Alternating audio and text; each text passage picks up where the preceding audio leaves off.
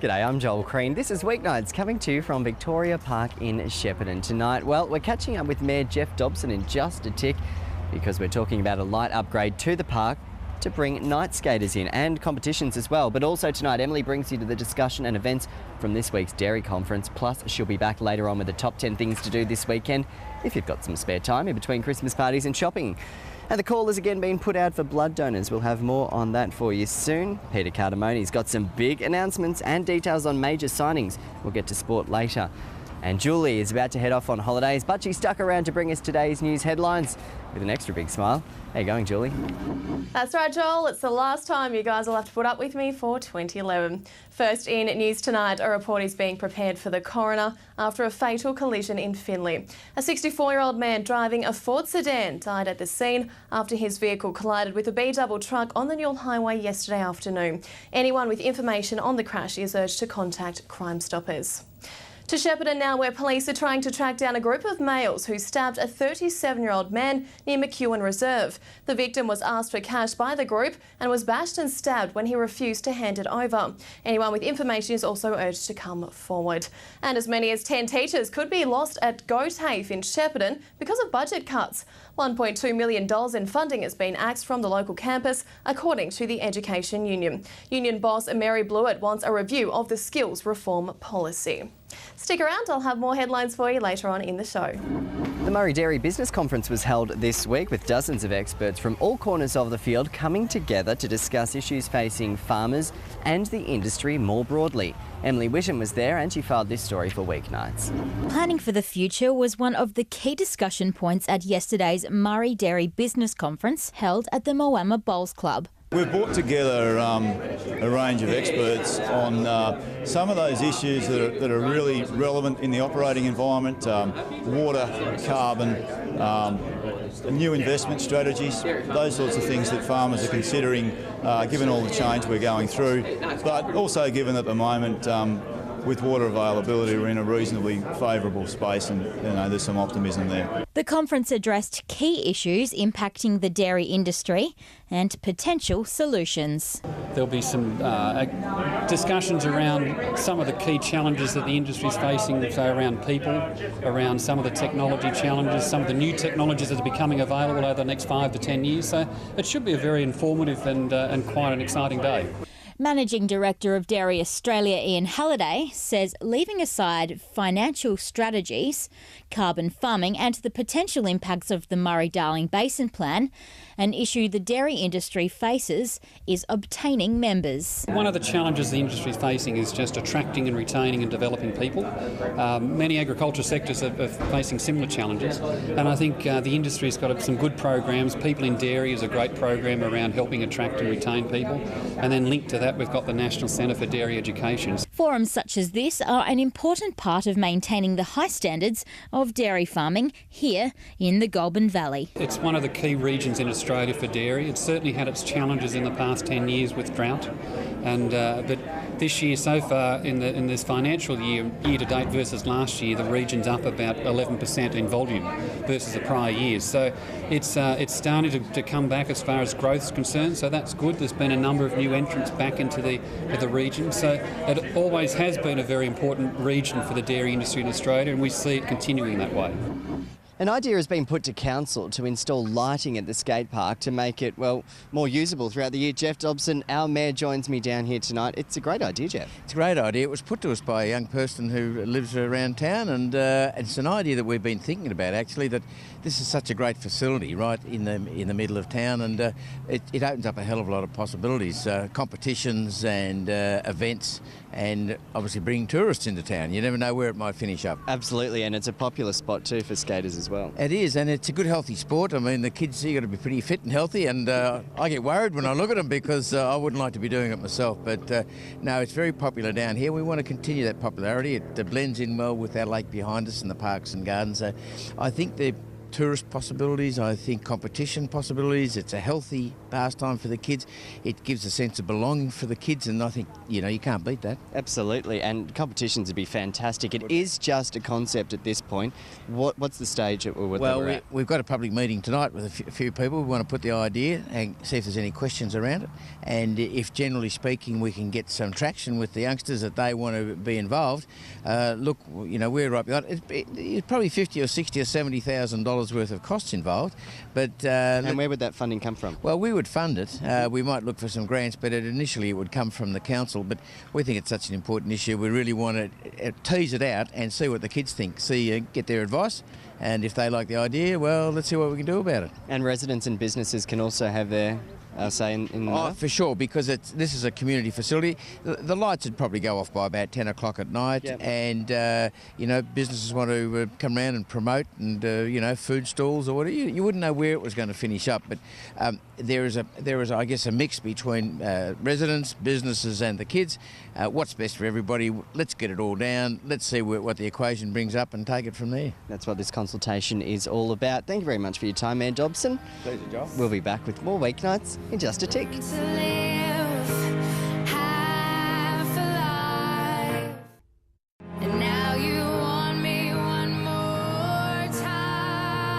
The Sikh religious group is coming together this weekend to donate blood and plasma as the Red Cross appeals for more donors to come forward. Emily Whittam has this story.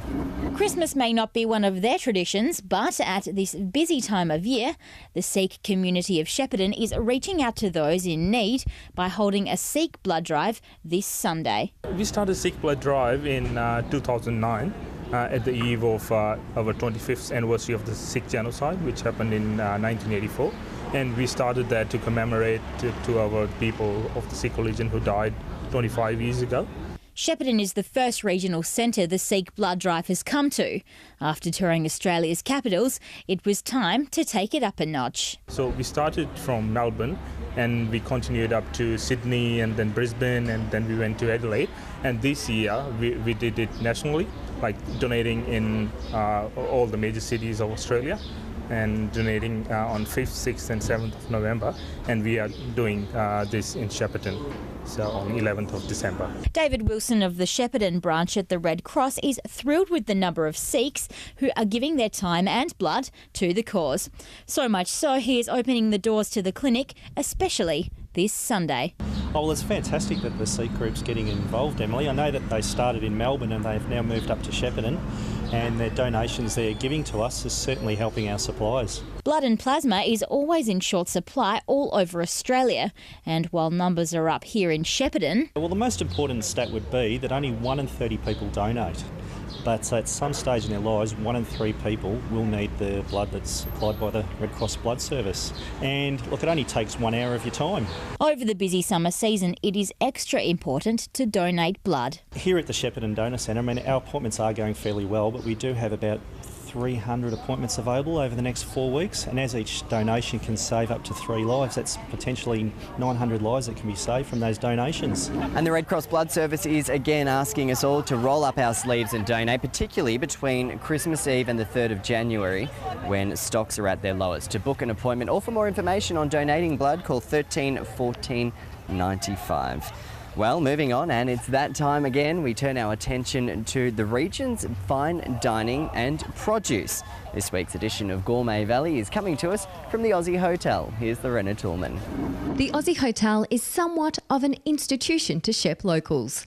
Established in the 1920s, the iconic pub has the best of old and new, and it's been bringing locals together for generations. There's a lot of people in the community that have a connection here. There's a lot of people that walk by and say, oh, look, when I was a little girl, I used to come here with my parents, you know. And we want to sort of keep that tradition alive, where people can think of the pub as part of the community.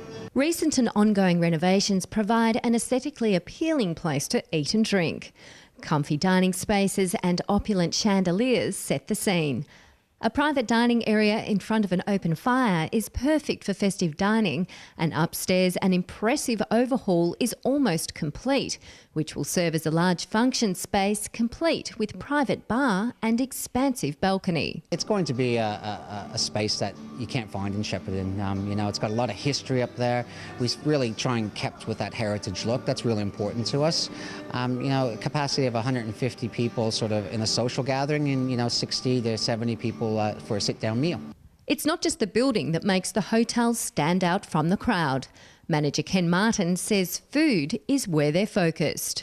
Well, the first thing that we really concentrate on is the food and the quality. We try and source everything as local as possible. Head chef Joe DiStefano and his team serve up modern Mediterranean-influenced fare, and they make the best of our food bowl offerings. Northeastern lamb, beef scotch is pretty much locally. We've got a free-range pork farmer, and basically all our vegetables and fruit, 95% I'd say Golden Valley. Starting with sun-dried tomato and goat's cheese bruschetta, the menu extends from creamy chicken and sweet corn soup and tender calamari salad to fresh seafood stew and pasta dishes, including house-made gnocchi, beer-battered fish and perfectly executed local steaks. But, you know, everything is fresh as possible here. We cook, you know, we make our own gnocchi every day. You know, little things like that that people care about. Sitting atop the bar, the dessert cabinet is tough to pass by. We make all our desserts. Got a nice choc fondant at the moment. We've got an apple and rhubarb crumble tart. We use local gelatis here. There's beers and local ciders on tap and a wide range of the region's wines. We try and source as much local product as possible. We've got the cider on tap that's exclusively, apples are exclusively grown in the Golden Valley. And there'll be cheers aplenty with the biggest Christmas party just around the corner. Carols by Barrels is one of the biggest celebrations in Shep. Over 3,000 people, 7 hours of entertainment by local bands, including a few Christmas carols, of course. Tickets are now on sale for $15, $20 on the night, with much of the proceeds going to local charities. People come out, they meet up with family and friends they haven't seen for the year, and this seems like the meeting place for that. So it's a fantastic event, and of course we support local charities. The Aussie Hotel is located at 73 Friars Street in Shepparton. They're open for lunch and dinner every day of the year, even Christmas. So you know you can drop in any time and you'll always feel welcome. We want you to walk in the door, sit down, relax, and we'll take care of the rest. That's our goal. Back with more Weeknights soon.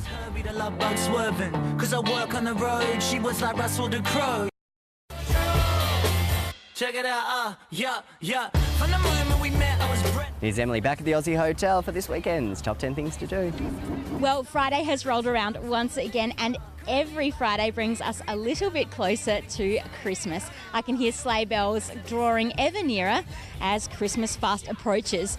And with a wave of festive events to get you raring to go, this weekend kicks off with the GV Health Foundation Tree Fest drinks, party and Christmas tree menders auction, where they'll be auctioning off Christmas trees to raise money that will go back into the oncology unit, which is now up and running.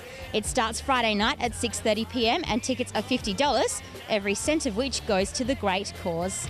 And a rather quiet Saturday as we gear up for a huge Sunday this weekend. The Toolamba Lions will host its Twilight Christmas Festival at Wren Street in Toolamba.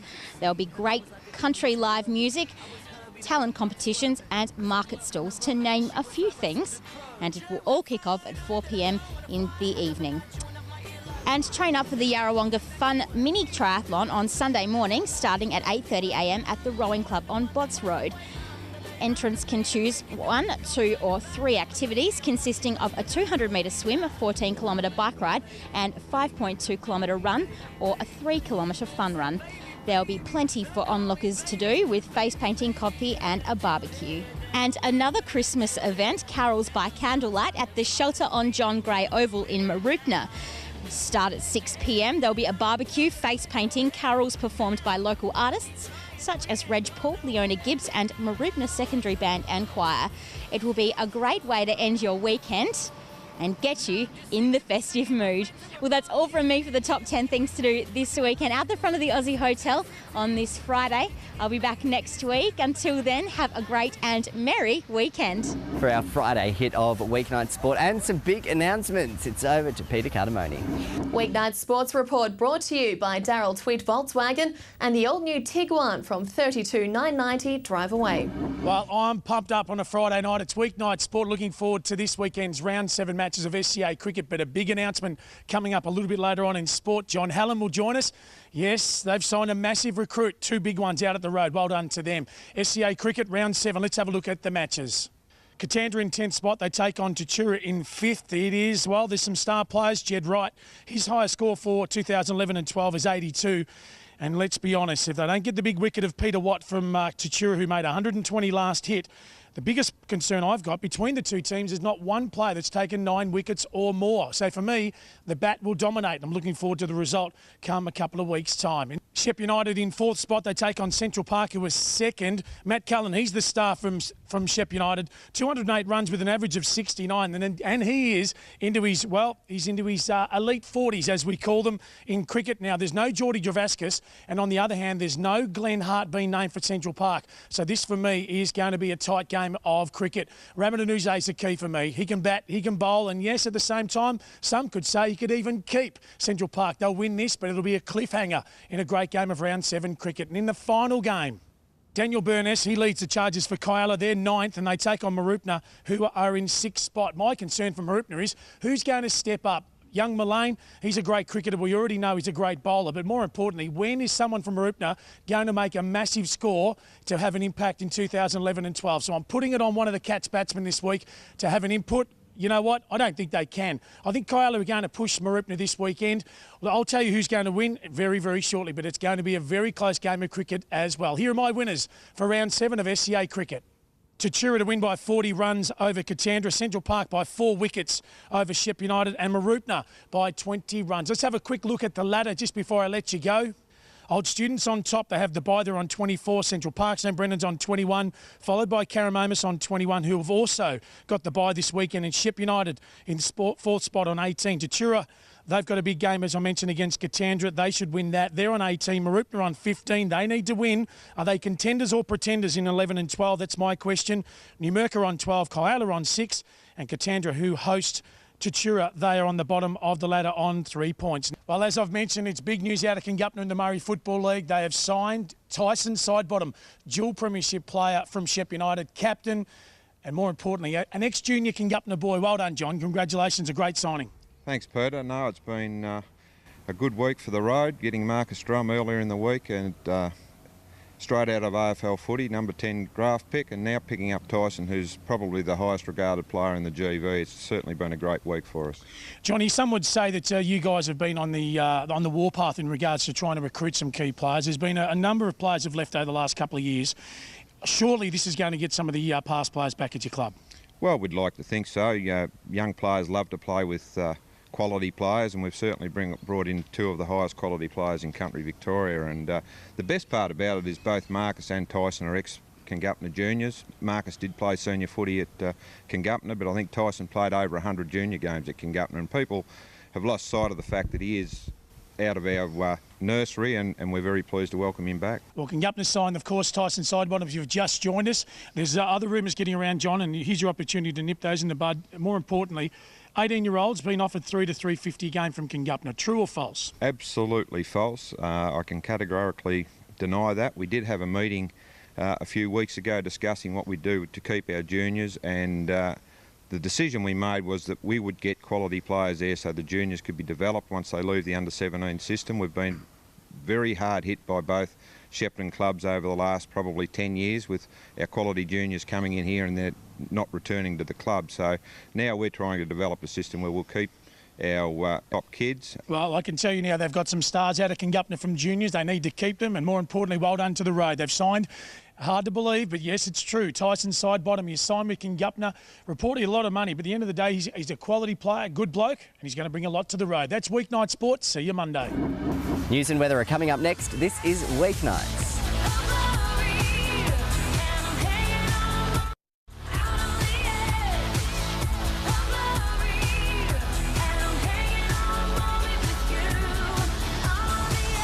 the last time in 2011. Here's Julie Snook at the news desk. And just before you rip into it, Julie, hope you have a brilliant Christmas and celebrate what has been a massive year for Weeknights accordingly. Enjoy the break and we'll see you back here in 2012. Thank you very much, Joel. It's been an absolute pleasure, but I do have to say I am looking forward to the break. Let's take a look at those news headlines now. When the woman who crashed her car on the Causeway last year, killing her 4-year-old son, will face trial. The 34-year-old from Ardmona will return to court in February. The local magistrate ruled there is enough evidence for the case to proceed to trial. Bed numbers are still a concern for GV Health on the back of new emergency department figures. Stats show there were 2,000 more visits to the ED last financial year compared with the previous. And petrol companies have been cleared of price gouging by the ACCC. It follows complaints from angry motorists sick of paying for soaring fuel prices around the country. The nation's watchdog released a report showing unleaded fuel costs and profits were 8 cents a litre higher this financial year than the last. Well, that's it from the news desk for tonight and for me for the year. I've had a great time bringing you guys your local news headlines every night. Have a Merry Christmas and a happy and safe New Year. Alexandra Bryant will be with you from Monday evening. Let's take a look at those weather details now.